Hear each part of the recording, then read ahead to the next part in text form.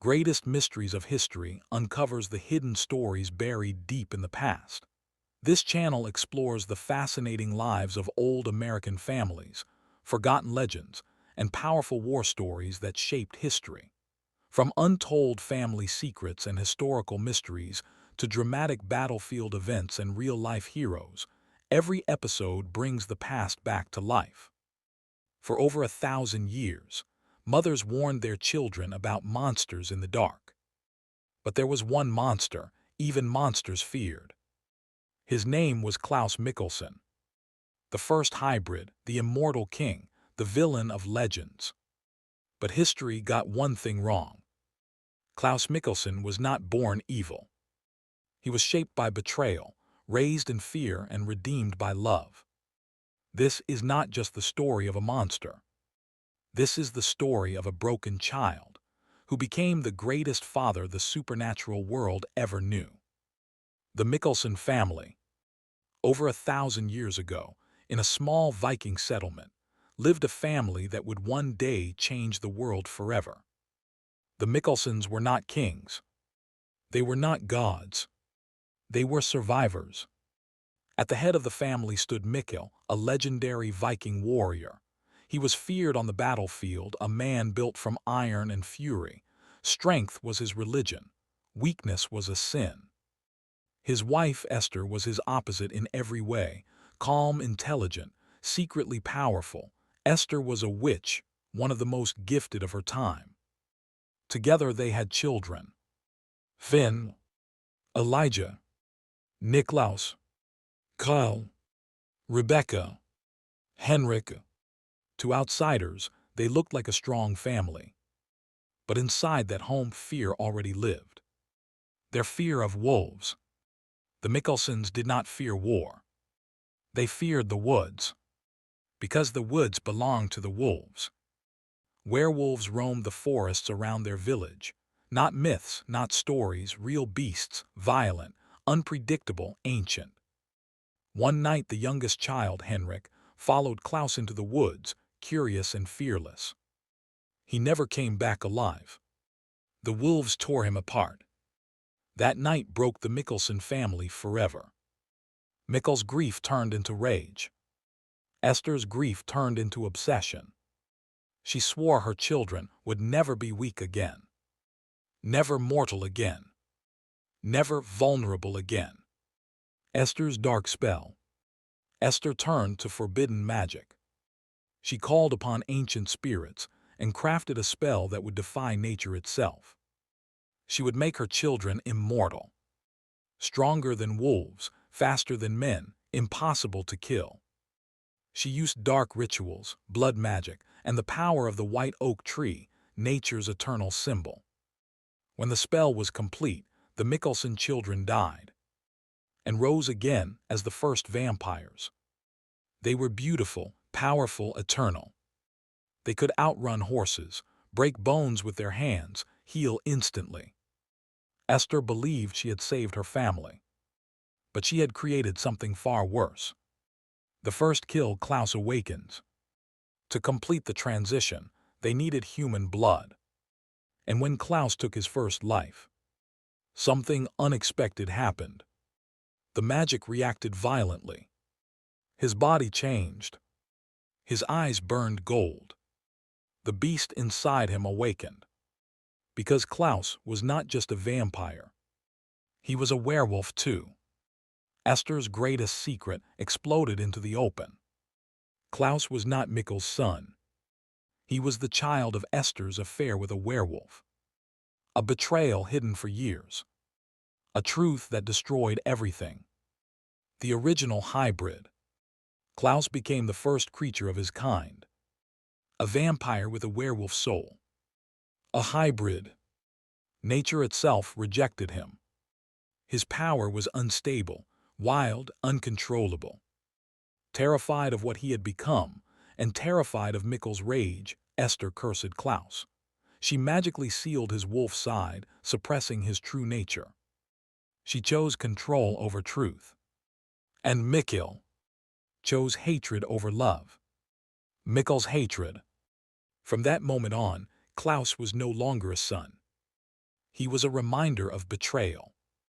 Mikkel beat him, humiliated him, treated him like a stain on the family name. Every scar carved into Klaus's body, carved deeper into his soul. Only two people stood beside him. Elijah, loyal, honorable, endlessly protective. And Rebecca, the sister who loved him unconditionally. They were his shield against the world. But even their love could not erase the damage. A child raised in fear does not grow into a gentle man. He grows into a storm. Running from Mikkel. When Mikkel learned the truth of Klaus's nature, he tried to kill him. The family fled. For centuries, they ran across continents, hunted by the man who was supposed to protect them.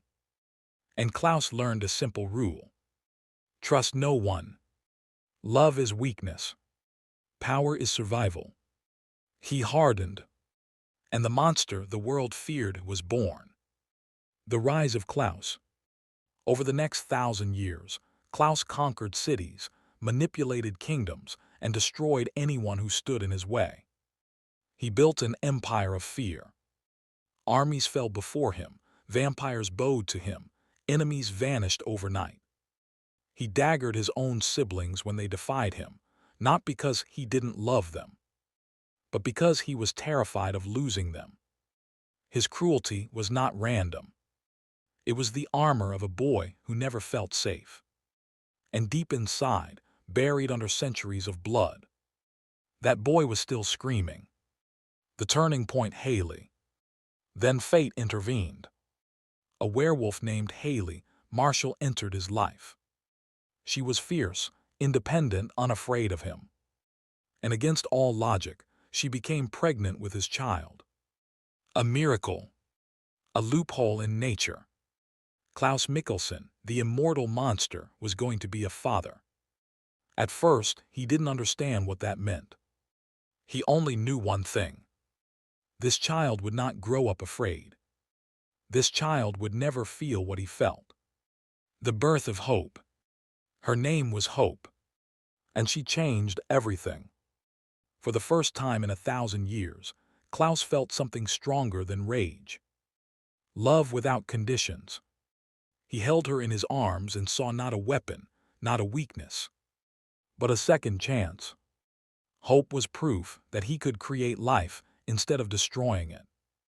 And he swore to protect her from enemies, from fate, and from himself. Klaus the father. Fatherhood did what centuries could not. It softened him. Not completely. He was still ruthless when necessary, but his violence now had purpose. Every battle he fought was for Hope. Every sacrifice was for her future. He learned patience, restraint, mercy. The world still saw a monster, but Hope saw a father trying every day to be better than the man who raised him. And that mattered more than power ever could. The Hollow. But peace never lasts in the Mikaelson story. An ancient evil known as the Hollow rose, a dark spirit that wanted Hope's power. Hope was special, born from vampire, werewolf, and witch blood. She was a miracle and a target. The Hollow hunted her relentlessly. And Klaus understood the truth. As long as he lived, his enemies would always come for her. The only way to protect Hope was to remove himself from the world. Forever. The final sacrifice. In the end, Klaus made the one choice he never thought possible. He chose death. Elijah stood beside him, brother, protector, witness to 1,000 years of history. Together, they took the darkness into themselves. Together, they faced the end. Klaus looked at Elijah, and for the first time in centuries, there was peace in his eyes. No fear, no rage. Only love. He died not as a monster, but as a father who kept his promise. Hope would live. And that was enough. Legacy. History will remember Klaus Mikaelson as a villain, a tyrant, a legend written in blood. But legends rarely tell the whole truth. He was also a child who never felt safe. a brother who loved too fiercely, a man desperate to belong, and a father who gave everything for his daughter. Klaus was misunderstood by the world, but understood perfectly by the one person who mattered, Hope Mikaelson. And in the end, that is redemption. How true. Klaus Mikaelson proved that even the darkest soul can change, that monsters are not born, they are made, and sometimes they become heroes, always and forever.